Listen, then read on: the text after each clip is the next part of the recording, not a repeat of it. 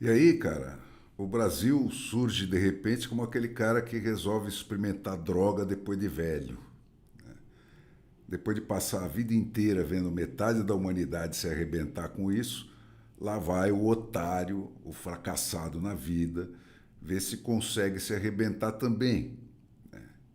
E aí, por cima do Alexandre de Moraes, tome um Flávio Dino no Supremo Tribunal Federal. Gente, o inquérito do fim do mundo não estabeleceu uma ditadura do judiciário. Ele estabeleceu uma ditadura sobre o judiciário. Ele é o ato formal de anulação do Ministério Público, que era desafeto do Lula, depois do ato formal de anulação do Poder Judiciário, que foi a descondenação do Lula por cima de 3 trânsitos em julgados perfeitos e acabados, expressos na condenação unânime, assinada por 9 juízes das 3 instâncias abaixo do STF. E daí por diante, gente, é festa. Todas as reformas sendo desfeitas, todas as leis anticorrupção derrubadas, todas as portas dos cofres públicos arrombadas. O país está sendo amarrado para o estupro coletivo. Não tem mais lei, não tem mais Constituição. O que os advogados vão fazer da vida? Para que servem os juízes, os promotores? Essa festa só começa a acabar com a reconstituição dos 3 poderes. Sem ele, gente, para quem quer viver de trabalhar, como é que fica?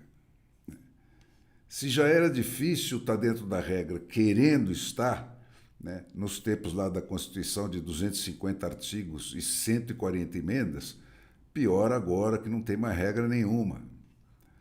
A Suprema Corte dos Advogados do Lula inventa lei para cada caso, para cada cabeça que ela quer cortar, para cada tostão que ela quer embolsar. Como é que se vai recorrer com argumentação legal contra violações flagrantes da lei e da Constituição? Como é que se vai recorrer quando a violação parte da última instância? Cara, é sofisticação zero. Isso aí é pura força bruta. Se o bandido é o Supremo, cumpra-se, porque Supremo ele é. É pela hesitação do adversário diante desse falso silogismo, né, que o lulismo morto voltou a caminhar. É na covardia do adversário que consiste o truque barato do golpe bolivariano, made in Foro de São Paulo, né, que é esse aí, de tomar o Supremo. E é da burrice e da falta de foco dos democratas, que sempre viveu a antidemocracia. Daí agora, gente, o Lula do PT, mais o Boulos do PSOL, né, para levar a cidade de São Paulo, que é o 5º maior orçamento do país, né, depois do Lula do PT, mais o Dino do PCdoB, para não abrir mão nunca mais do orçamento federal do Brasil. E o candidato do campo democrático? Quem é que é? O que é que vai sobrar dele depois que os partidecos todos aí pararem de se morder? É isso, cara. O lulismo é uma mentira de cabo a rabo. Tá aí os maiores leilões de petróleo da história do Brasil no dia seguinte daquele chororô nos braços da Marina Silva, a proprietária de uma cadeia de ONGs milionárias, né? Naquela reunião de salvação do planeta das fumaças do petróleo, patrocinada pelo maior produtor de petróleo do mundo, né? A Petrobras dos Emirados Árabes. Estão aí os recordes de queimadas da Amazônia, né? A mineração de lítio em Juquitiba, na Mata Atlântica, né? A mineração de petróleo na Foz do Amazonas. Estão aí esses recordes sucessivos de emendas secretas rebatizadas, né? Os 10 bi em 48 horas pelo suicídio coletivo do Senado da República. E o Congresso Nacional se autoimplodindo. Está aí a discriminação de gênero e de raça por lei, muito além do que o Hitler sonhou. Nenhuma mulher no governo, senão a Janja. A contagem secreta de votos e o cancelamento das candidaturas ameaçadoras. A censura, as prisões, as cassações, os julgamentos sumários, o fim do devido processo, né? A perseguição às famílias dos perseguidos, coisa de nazista. Né?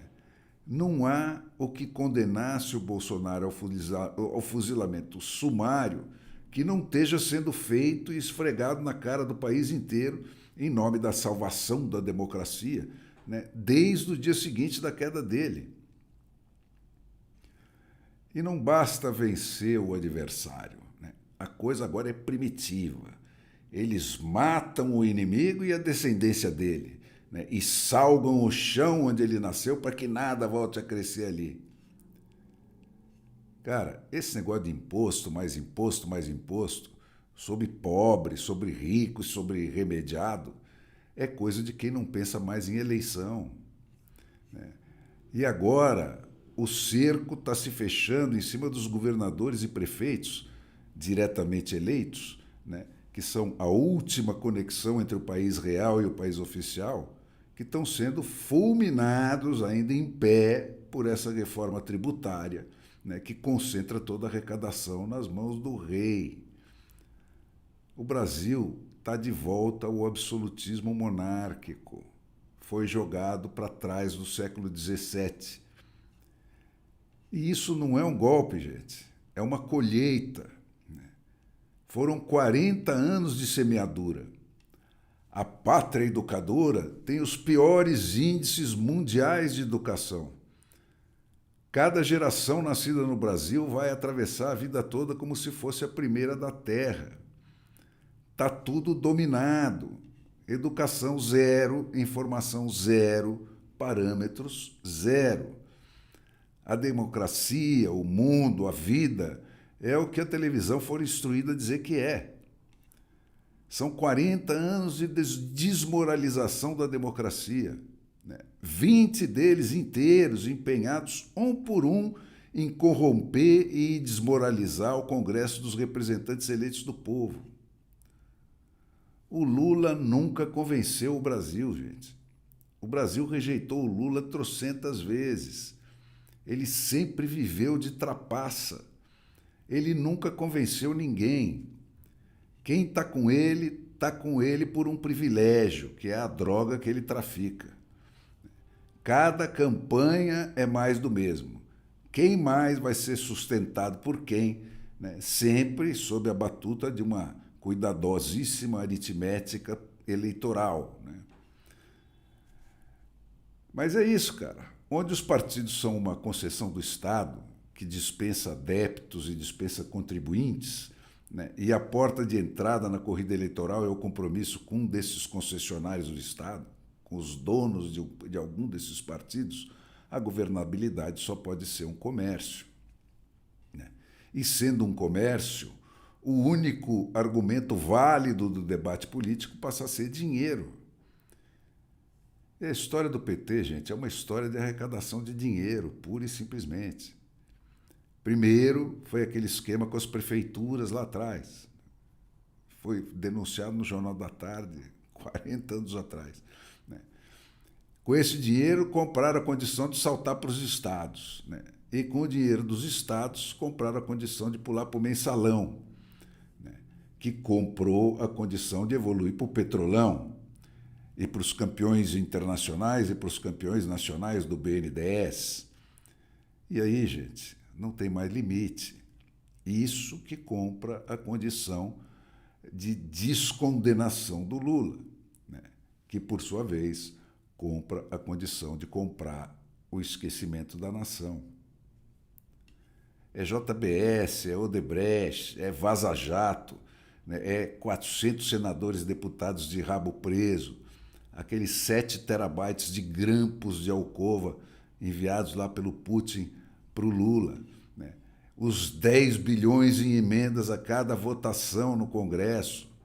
E aí, estamos aí, comunistas, graças a Deus. E o outro lado? O outro lado nunca contestou o sistema.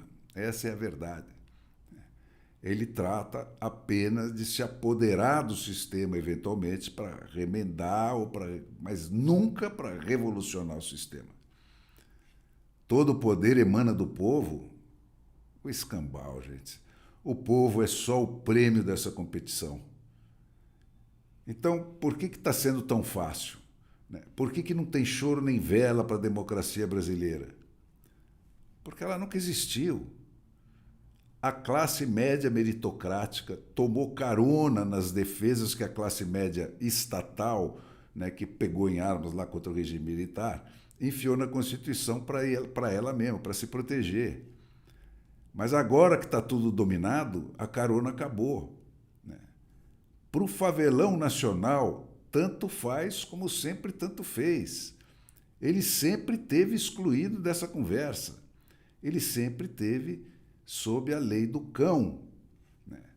Para ele, isso aí é só mais uma troca de dinastias aí nessa novela encenada pelos jornalistas da televisão, da qual eles não fazem parte. Só para o Brasil meritocrático é que esse drama é real. E é esse que tem se manifestado nas ruas por aí.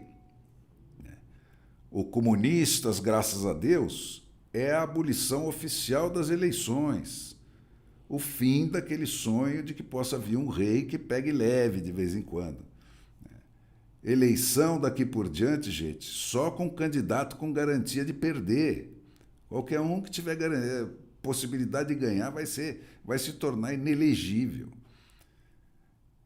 Isso, olha, na competição entre o capitalismo de Estado, que é aquele em que o incentivo é o tiro na nuca, e o capitalismo democrático, que é movido a bônus optativos, uns gerando custos imbatíveis e o outro gerando energia criativa, ciência, tecnologia, foi o democrático que passou a copiar os métodos do capitalismo de Estado, e não o contrário.